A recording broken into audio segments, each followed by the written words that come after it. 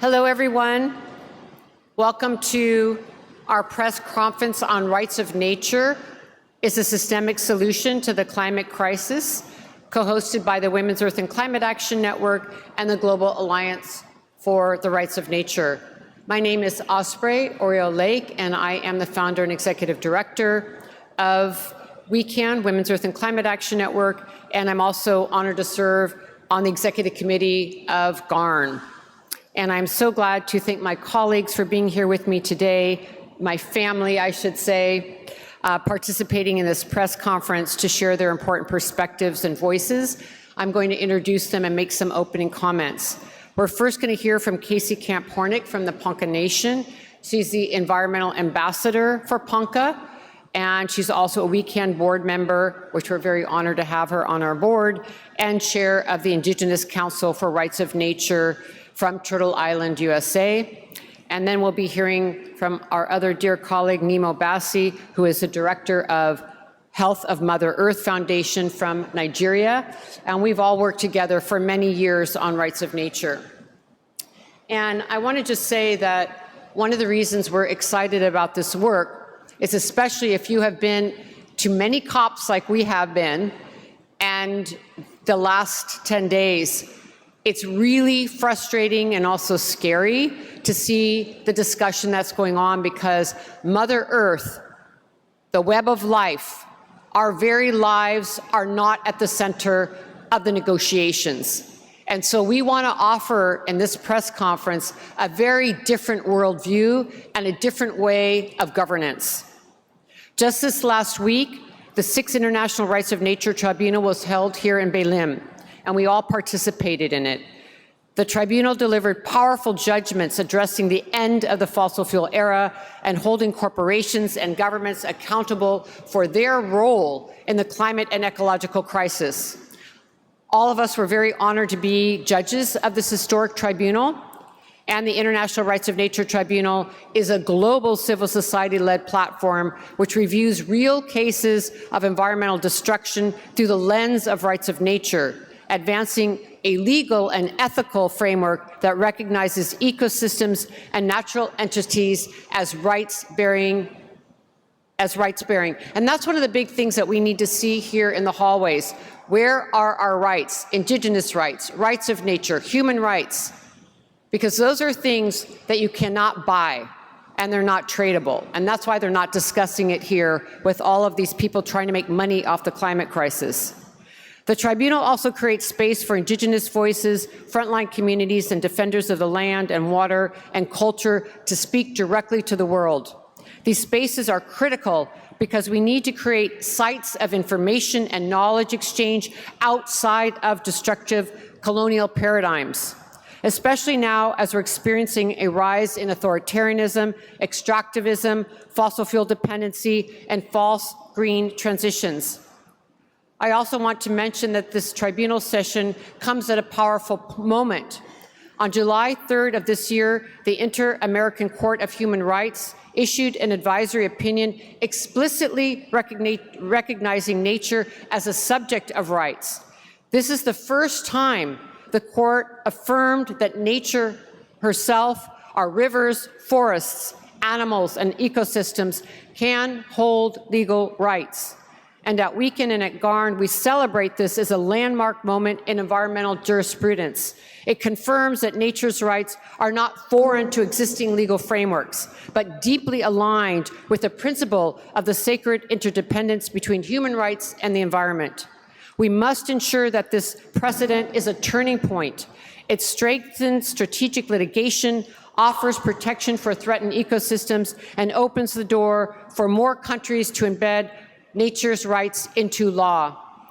Another major focus of the tribunal work is protection of environmental defenders who are increasingly persecuted, criminalized, and murdered for their work. And since we've been here at that COP, there have been murders of Indigenous people protecting their territories. The tribunal stands for the rights of defenders of Mother Earth and calls for international frameworks that guarantee their protection and honors their vital role in safeguarding life. In our rights of nature movements, we advocate that breaking out of the human-centered limitations of our current legal systems is one of the most transformative and highly leveraged actions that humanity can take to create a healthy and just future for all. And as climate disruption and environmental degradation increases globally, it could not be more important to highlight that the exploitation and extractivism is a result of patriarchal societies, colonization, racism, and capitalism. We need to say that loud and clear. These are all based upon the systems and ideologies of power over and exploitation of women, Indigenous peoples, people of color, and the land. It's clear that the global community needs to address these systems of oppression in an intersectional manner to move towards justice and real solution. And rights of nature can offer a vital path forward to this effort. We are seeing in our collective work globally is that people's movements are rising to say no to the commodification of the Mother Earth or sky. Our earth and atmosphere are not for sale. We do not want our sacred earth, water, air, and forests in the marketplace. We do not want to see carbon offsets, carbon credit schemes, ineffective net zero pledges. These are false solutions to the climate crisis. Instead, we want to see pollution stopped at the source, extractive economies transformed, and for governments, corporate actors, and all of us to live with respect and reciprocity with Mother Earth. We cannot keep taking, or very simply, humans will not survive. Like Mother Earth's immune system, people are rising up in their communities worldwide to say yes to rights of nature. And in fact, rights of nature is one of the world's fastest growing environmental movements with advancements in 39 countries. At the national level, in 2008, Ecuador became the first country in the world to recognize rights of nature in its constitution. And the recent government has been trying to take that right away. And we celebrate today that just a few days ago, that was voted out. So we celebrate all the movement leaders in Ecuador for their success. Local rights of nature ordinances in the United States are protecting communities from harmful practices such as shale, gas drilling, and fracking. The Ponca Nation has made history as the first tribe in the U.S. to recognize rights of nature into law to protect their territory from fossil fuel extraction. The New Zealand Parliament has recognized the Wanganui River as having legal standing. The Colombian Supreme Court has recognized rights of the Amazon River ecosystem. In response to COP30, I'm excited to announce that WECAN is releasing here in Belém a policy analysis of the integration of rights of nature into just transition principles and policies, because the Just Transition Program is such a big part of the negotiation right now. We wanted to show how rights of nature is central to that movement. The report, Rights of Nature as a Central Pillar of a Just Transition, examines the vital importance of embedding a rights of nature legal and cultural framework in global responses to the climate crisis. We are advocating for rights of nature to be integral to the UNFCCC negotiations in the Just Transition Work Program. And lastly, we are calling on the United Nations to adopt a universal declaration of the rights of nature on the rights of Mother Earth. And for this, I want to introduce a draft concept for a global initiative for a universal declaration on the rights of nature, pathways to establish a mechanism for endorsement and adoption by world governments. And we hope that this draft can open a robust discussion, because right now it is a time for rights of nature. We need to put Mother Earth at the center of the negotiations. Thank you. Thank you. Casey Camp-Horinek, you have the floor. Thank you.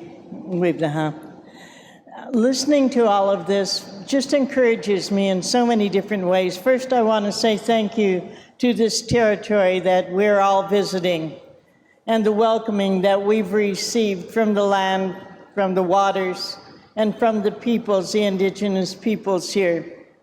I do want to emphasize that all around the globe, many of us for a long time have been looking forward to coming to Belém, to COP30, because we called it and believed that it was going to be the Indigenous peoples' COPs finally.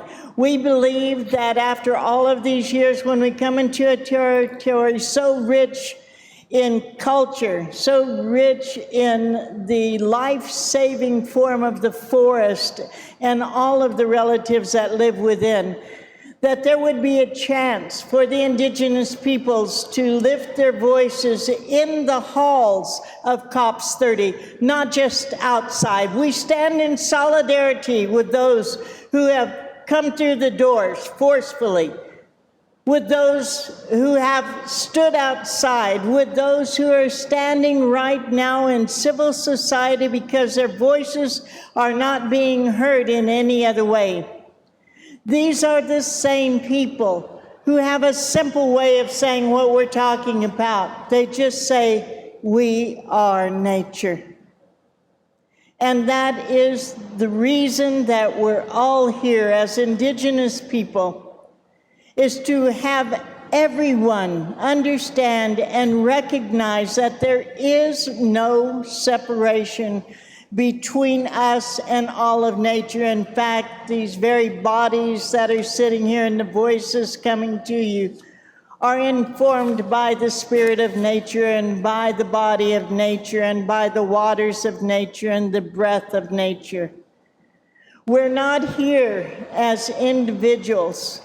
We're here standing for something that is real and is capable of being able to bring answers into this body called COP30. That the Indigenous people recognize the inherent rights of nature. Calling it natural law is a simple way to look at it. None of us, including all of those who call themselves the decision makers, made the decision that we should all sweat here and that the humidity would be outstanding, or that these giant, beautiful storms would roll through and give us rain and thunder and lightning, nor any of the other things that nature herself has decided to bless us with. Climate itself has a right to exist within its own mechanisms. Those rights are inherent, just as the rights of Indigenous peoples are. All around the globe, we find that we share that viewpoint, that cosmology that attaches us to and gives our heart to and helps us to realize that that connection is not just an esoteric thing, not just a thought that we have as our egos tell us. But who is missing that understanding are those here who don't let us in the rooms of decision making, who are continuing to praise a false god of money and credit cards and extraction without realizing or accepting the responsibility to say it out loud. All things are living. It's always been that paradigm to me that's strange when we walk by a tree and some people see it in board feet and what they can build from it. And some of us see it as a living relative that is sharing breath for breath with us. Some people look at a corn and they think, how can I take that seed and make it where I want it to be made in my section and make money with that for myself, for my people? The greed, the very greed itself is unfathomable. When we see land defenders, water protectors, we do recognize the fact that we're not just that, we are nature protecting itself, our species. And we have to have all humanity come to that place in their thought and in their spirit in order for this thing called climate change to be able to be controlled in the area that it is right now before the whole entire earth suffers through drought, through flood. through all of the things that are going to happen, but can we modify that? Can we listen to the lead of Indigenous people coming with the solutions? What is an Indigenous-led just transition? What is Indigenous-led rights of nature recognition? It simply means that we are recognizing what it is that has always existed. And we're putting it in a form, whether it is a statute, whether it is a way of policy within a neighborhood that says we don't want to continue the things that are going on right now where the extractive industry is putting their waste in there, and we want the Indigenous-led just transition to include us in the decision-making of how those minerals that are going to be brought from the earth make that possible. We can't simply jump from one extractive thing to another extractive thing where it is harming the earth, where it is harming the people, where it is killing life itself. It's very important that we have all of the solutions that Indigenous people have put into a place of decision-making. And I'm saying that again and again because that is the issue. If the solutions are here, if the recognition of rights of nature is something that actually is a workable solution, then why are we still asking for that? I'm grateful that Osprey and WECAN have brought this new report to us on how we're going to move that along. It's important that each and every human being take responsibility within themselves, within their neighborhood, within their community, and globally to link arms physically, mentally, spiritually, and solution-based, so that we can go ahead and make this thing called rights of nature a movement that is so strong, so powerful, and so much a part of what we're doing in our homelands, that we Indigenous people have our rights respected. If we looked at the UN Declaration on the Rights of Indigenous People and implemented that, that would include all of the ideology behind rights of nature. But me, I love my Mother Earth. I love my Father Sky. I'm so grateful for this sacred river near us that is guiding us and giving us strength. I stand with Amazonia.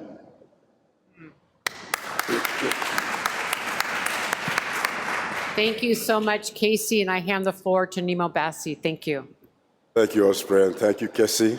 I wish this was a plenary in the, in the debating hall, in the negotiation rooms, because the difficulties we are seeing in the COP, that after 30 years, the COP is unable to reach concrete, important decisions to move the world in a direction that would tackle global warming, is because of the differences from the approaches and understandings of our connection to Mother Earth. If we have a common understanding of Mother Earth and the rights of Mother Earth, our relationships will be different, the way we interact with nature will be different, there will be no destructive extractivism, we would not be commodifying nature, we would not financialize nature or her services, but because we see some people see nature as just something to be grabbed, transformed, and exchanged for profit. So we have these difficulties in reaching decisions to keep fossil fuels in the ground and to have a truly just transition. This is why this initiative is so critical, because the time has come for the world to pay attention in the global north, in the global south, and everywhere else in between, to pay attention to the fact that we are part of nature and never apart from it. And that everything we see, as Casey was saying, the things some people think are non-living are more living than humans. It's just that we don't just know that they are living things. And so we think of some things as non-living, then we deal with them in a very rash, irrational and destructive manner. Sometimes when people want to be kind, they tell us, well, you know, some ecosystems are fragile, but we don't have fragile ecosystems. We have fragile imaginations of human beings. Human beings have such fragile minds that we need to recover the fact that we are one and a part of nature, and we should relate with her in a way that shows respect and also with due deference. I must say that the growth of the movement for the rights of nature is taking roots in some communities, in some nations, and is already helping in getting victories from litigation. For example, in South Africa, when the judge ruled that there should be no drilling off the wild coasts, that was important because the case was that when you keep on blasting and drilling, you are not only affecting the other organisms who live in the territory, you're also affecting the spirits of the ancestors. And that is, I believe that was a very, very important argument, and the court paid attention to that fact. Because destructive relationship with nature affects our mindsets. It affects the way we relate to one another. It affects the way we do things and the way we use things. And this is why we're so proud of nations. Some nations who have recognized the rights of nature. Some places in New Zealand, Uganda in the 2019 Environmental Act, and in Nigeria, there's one particular river in a state in the Niger Delta called the Ethiopia River, which is about to be given personhood by state legislation. And this is important because that's a region that is highly contaminated. The rivers are very polluted, but this one river still maintains its integrity of being devoid of hydrocarbon pollution. And so when that river gets the right, its right is recognized because it has the right already. All nature have inherent rights. Because they have that right, when it's formally recognized, then we can take anyone who attempts to pollute that river to task.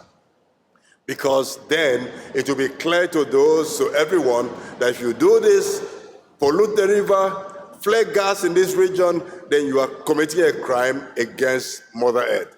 These and other initiatives are really, really very important. And we are pushing that the COP must pay attention to the rights of nature as a critical approach to achieving not just resilience, not just mitigation, but also to enhance adaptive capacities of territories, of indigenous peoples, of nations, and around the world. The time for full recognition and according nature her rights is now. We can't afford to wait any longer.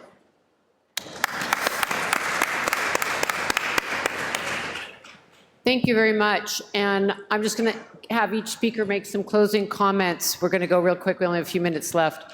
One thing I wanted to also bring into the conversation is that many times we're asked, like, why is rights of nature different than environmental laws that we have right now? And one of the things that's really different is that when we see a lot of environmental laws, we look at regulatory systems, regulating how much harm, and there's environmental laws that say we can do this much pollution but not that much pollution, or we can do these activities of how much we're going to cut down a forest but not that many. This is not a system that is working because it continues to commodify and financialize nature and continues to put corporations and money and capitalism ahead of the safety and health and thriving of an ecosystem and the communities who are close to those ecosystems. And what we are saying is we don't want regulation of the environment. Regulatory laws do that, they just regulate the harm. What we're saying with rights of nature is that we need to turn the law inside out, upside down, and put Mother Earth and nature into the center of the conversation so that ecosystems thrive and are healthy and are vibrant. And we look at the planetary boundaries and we look at how nature herself is asking us to treat her. How does Mother Earth want to be treated? How does she survive? That's what we need to have in these negotiations when we're talking about the future generations and the health of our planet, not what is best for the marketplace, not as what is best for business as usual. We don't want that. We've seen that agenda, and this agenda is killing us. We need a different agenda. And I want to remind people, you've heard cases from both Casey and Nemo, and I mentioned some earlier. I want you to know this is not just an idea. We are enacting rights of nature. It is in place. We are doing it community by community, at the local level, at the national level, and now we also want to do it at a global level because we need a different system out of colonization, out of the context of capitalism, out of these systems that are killing us, so that we can have respect for the natural laws of the earth. It just makes sense. Even when we're talking, I think this is so ridiculous that we're having to say that you have to care for your home and live within the rules of the home to live well. That's all we're asking. So let's remember, rights of nature, is time has come. Casey? Yeah, it's a height of irony for federal government people to say we're only going to allow so much pollution. It's almost as if they're looking at us and saying, you know, we're only going to kill you a little bit. Maybe a little bit more next time, maybe a little bit more next time, but we're just going to kill you a little bit. And that seems to be what's going on with the extractive industry, certainly in our area, because all they're looking at is different ways to kill you a little bit. And, you know, the newest one being this whole carbon thing. It's not really new, but every year when we come to COPs, there's a new name for nature-based solutions, for net zero, for carbon sequestration. And all that is doing is continuing to allow the extractive industry to line their own pockets, and with elected officials right there with them say, give me mine. And that's what's happening in this COPs right now, is all they're looking for is ways to make money on this critical time that they call a climate crisis, that we call a purification of earth, where natural law will be purifying. How do we align ourselves, human law and natural law? And we give the final word to Nemo.